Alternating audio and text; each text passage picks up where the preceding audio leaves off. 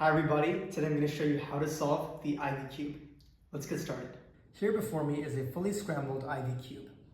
The first step to solve it is to locate the two white corner pieces. Here is one, and here is another.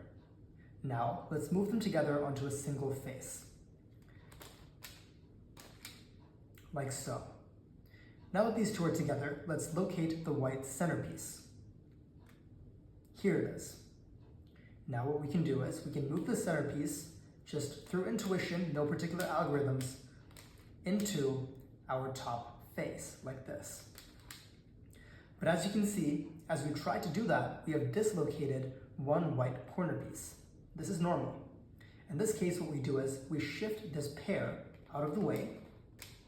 Then we can shift this singular corner piece upward into its correct location before shifting this pair back.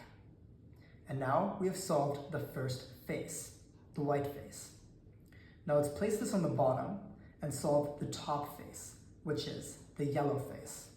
To do this, let's locate our two yellow corner pieces. Here's one, here's the other. We're now going to lift the corner pieces to face upward. Next, again, just like we did for the white face, let's locate the yellow centerpiece. Here it is. Let's now twist the yellow centerpiece up to the top. And again, one piece is now dislocated. So to fix this, let's move this out of the way. With the pair shifted out of the way, let's now lift the yellow corner piece and move the pair back into position. Now we've completed both the top face and the bottom face. All we have left are the side faces. In this situation, you can have two permutations of the cube. The first one is my case, in which all four sides of the cube are fully unsolved. But in some cases, only three of them will be unsolved. Let's begin with this case, because in either case, you're doing the same set of movements to solve.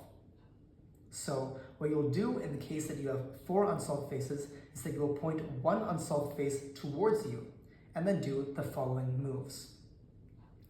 You'll twist up, turn 180 degrees, twist up, turn 180 degrees again, twist down, turn once more, and twist down. So up, turn, down, turn, down. And by doing this, we have now solved one additional face.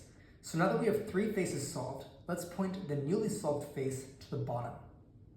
Now, looking at this row of three unsolved faces, we need to examine where the different centerpieces are in relation to the respective faces.